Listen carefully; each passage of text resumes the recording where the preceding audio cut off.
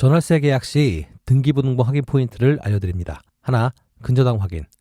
등기부등본의 을구는 집의 담보와 채무 사항을 나타냅니다. 근저당이 거래 가격의 70에서 80%를 넘지 않는 집이 상대적으로 안전하며 과도한 지출이 있는 집은 보증금 반환에 위험이 있을 수 있습니다. 둘, 임차권 등기주의. 과거에 임차권 등기가 있었다면 집주인이 보증금을 제때 돌려주지 않았던 기록일 가능성이 큽니다. 이런 흔적이 반복되면 상습적 문제일 수 있으니 신중히 확인해야 합니다. 셋, 최신 등기부 확인. 계약 전, 잔금일, 전입신고 후 최소 3번은 등기부를 확인해야 안전합니다. 특히 잔금 전에 집주인이 추가로 근저당을 설정하는 사례가 있으니 최신 정보를 꼭 확인해야 합니다. 등기부등본은 집의 신분증 같은 중요한 자료로 꼼꼼히 확인하는 것이 안전한 계약의 핵심입니다. 경기가 좋은지 나쁜지에 대해 판단하는 방법에 대해 말씀드리겠습니다. 수출은 주요 판단 기준 중 하나입니다. 반도체와 자동차 수출은 증가세를 유지하고 있지만 증가폭 둔화는 경기가 둔화될 가능성을 시사합니다. 내수지표도 확인해야 합니다. 폐업 신고 증가, 산업용 전력 소비 감소, 철근 생산량 축소 같은 데이터는 경기 침체를 가늠할 중요한 신호입니다. 경기가 좋을수록 전력 소비와 생산량이 늘어나는 경향이 있기 때문에 한국전력공사의 전력 판매량이나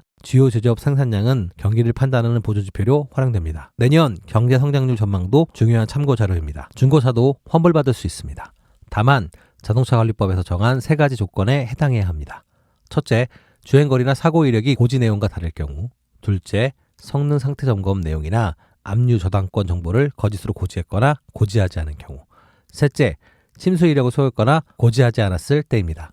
1번, 2번은 차량 인도일로부터 30일 이내, 3번은 90일 이내에 계약을 해지할 수 있습니다. 환불이 어려운 경우 소비자 분쟁 해결 기준에 따라 손해배상, 무상수리, 수리비 보상 등으로 문제를 해결할 수 있습니다. 보증기간은 최소 30일 또는 2000km 중 먼저 도달한 기준을 적용합니다. 중고차 구매 시 계약서 점검 기록을 꼼꼼히 확인하고 이상이 발견되면 신속히 대응하는 것이 중요합니다. 가상자산 과세가 2017년으로 2년 더 유예되었습니다.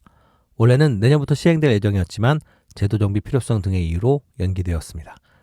가상자산 과세란 가상자산 거래로 연간 소득이 250만 원을 초과하면 지방세 포함 22%의 세금을 부과하는 제도입니다. 국제적으로도 가상자산 과세는 보편적인 흐름입니다.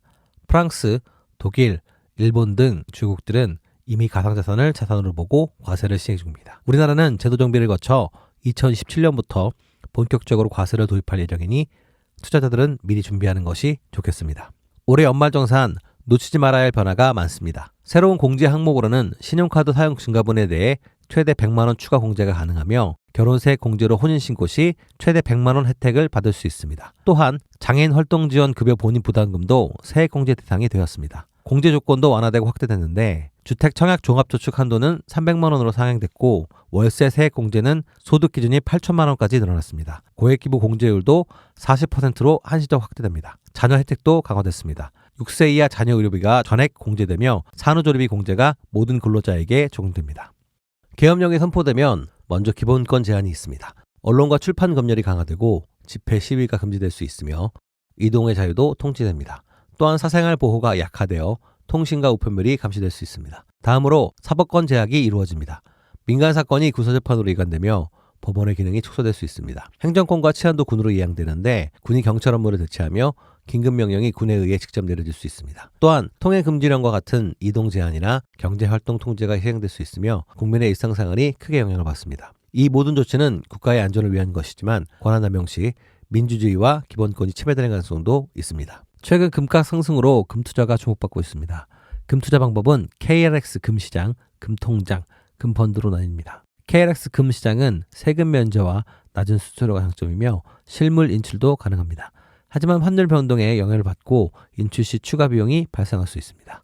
금통장은 소액투자가 가능하지만 수수료와 매매 차익에 대한 세금이 붙습니다. 금펀드는 연금 계좌로 투자 가능하고 환율 영향을 덜 받을 수 있지만 실물 인출은 불가하며 세금이 부과됩니다. 세금과 수수료, 투자 목적을 고려해 자신에게 맞는 방식을 선택하는 것이 중요합니다. 최근 고가 가전제품과 상조 서비스를 묶어 판매하는 상조 결합 상품이 문제로 떠오르고 있습니다. 가입 시 가전제품을 사은품으로 제공한다고 광고하지만 사실은 가전제품 할부 계약이 따로 포함됩니다. 문제는 해지 시 상조 서비스 환급금은 거의 없고 남은 할부금만 부담하게 된다는 점입니다. 또 상품 가격이 일반 가전제품보다 비싸거나 품질이 낮다는 불만도 많습니다. 가입 전 조건을 꼼꼼히 확인하십시오. 특히 장래 대비라는 본래 목적에 맞는 상조 서비스를 선택하는 것이 중요합니다. 예를 들어 고위 100원 상조처럼 월 100원으로 가입 가능한 합리적인 대안을 고려할 수 있습니다.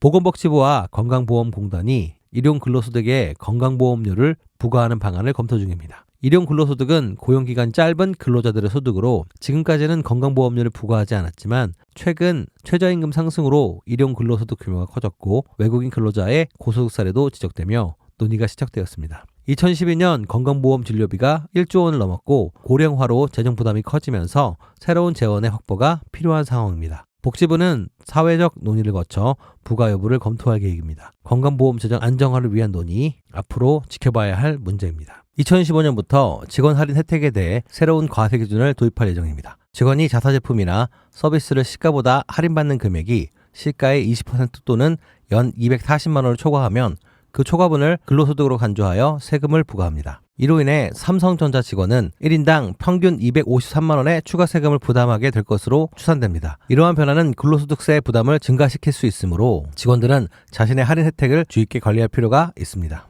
자취 중인 집에 더 살고 싶다면 계약갱신 요구권이나 묵시적 갱신을 활용할 수 있습니다. 계약갱신 요구권은 임차인이 계약 만료 2개월 전까지 갱신 의사를 밝히면 기존 계약을 1회에 한해 2년간 연장할 수 있는 권리입니다. 집주인은 보증금이나 월세를 최대 5% 이내에서만 올릴 수 있습니다. 묵시적 갱신은 계약 만료 전 양측이 별다른 의사를 밝히지 않을 경우 기존 조건으로 자동 연장됩니다. 단 집주인이 월세를 올리겠다면 5% 이내에서만 가능합니다. 갱신 후 임차인은 2년을 채우지 않아도 3개월 전에 해지 의사를 밝히면 계약을 종료할 수 있습니다. 반대로 임대인은 협의 없이는 해지할 수 없습니다. 금투세가 폐지될 예정입니다.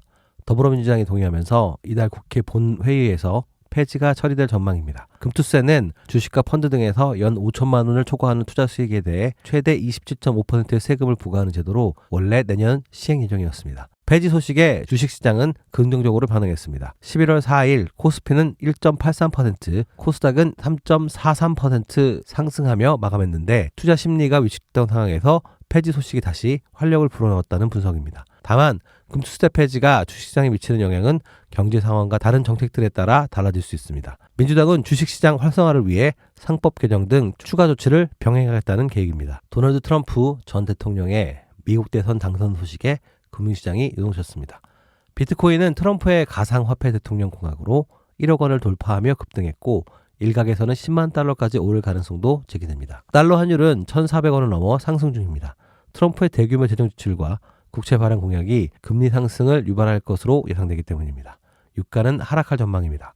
트럼프가 화석연료와 원전 개발을 공약하면서 에너지 공급 증가가 예고된 상황입니다. 이번 대선 결과는 비트코인 시장에 긍정적인 영향을 미쳤지만 환율과 에너지 시장에는 상반된 변화를 일으키고 있습니다. 예금자 보호 한도가 5천만 원에서 1억 원으로 상향된 전망입니다. 현재 한도는 2001년부터 24년째 유지되고 있는데 경제 성장과 물가 상승을 반영해 상향 필요성이 제기됐습니다. 국내 예금의 약 절반이 현행 한도를 초과하며 보호받지 못하고 있습니다. 하지만 우려도 있습니다. 저축은행으로서의 자금 쏠림, 은행 자기자본 비율 저하, 예금 보험료 인상으로 인한 대출금리 상승 가능성 등이 문제로 지적됩니다. 또한 전체 예금자의 98%는 직접적인 혜택을 받지 못하는 거라는 비판도 있습니다. 이에 따라 금융당국은 유예기간을 두거나 단계적으로 상향할 계획입니다. 이번 조정이 실질적인 금융 안정에 기여할지 주목됩니다. 지난 5일 미국 대선 이후 비트코인이 글로벌 시장에서 9만 달러를 돌파하며 국내에서도 1억 2천만 원을 넘어섰습니다. 이더리움도 일주일 만에 100만 원 이상 상승했고 솔라나, 리플 등 다른 암호화폐도 가격이 올랐습니다. 이 상승세는 트럼프 당선인의 암호화폐 친화적 정책 공약 때문으로 비트코인을 전락자산으로 비축하겠다는 계획이 기대감을 키웠습니다. 다만 법과 의회의 승인을 거쳐야 하므로 실제 시행 여부는 지켜봐야 합니다. 이번 상승장은 과거와 달리 해외 수요가 주도하고 있습니다.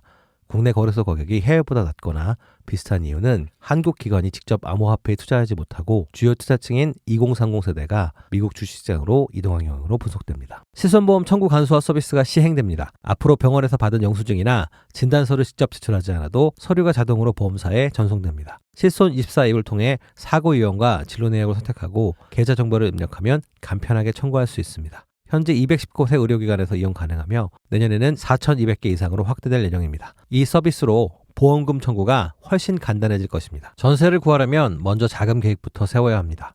전세대출은 보통 보증금의 60에서 80%까지 가능하므로 본인의 자산과 대출 한도를 고려해 예산을 보수적으로 잡는 것이 안전합니다. 예산에 맞는 집을 찾고 전세 대출이 가능한 집인지 부동산 중개인에게 확인합니다. 대출 가능성을 미리 파악하고 싶다면 은행에 상담을 받거나 대출이 불가할 경우 계약을 취소할 수 있는 특약을 넣어 계약을 진행할 수 있습니다. 계약 시 공인중개사가 작성한 계약서를 요구하고 등기부 등본의 소유권 변동 및 근저당 여부를 꼭 확인하세요. 계약 후 확정일자를 받고 임대차 계약 신고를 완료한 뒤 은행에 대출을 신청합니다. 잔금일에 맞춰 대출이 실행될 수 있도록 충분한 시간을 두고 신청하는 것이 중요합니다. 승인된 대출금은 은행에서 집주인 계좌로 직접 송금하며 남은 보증금은 세입자가 임대인에게 직접 송금하면 됩니다. 작년 기준 장례 비용은 평균 약 1,800만 원으로 준비 없이 맞이하면 큰 부담이 될 수 있습니다.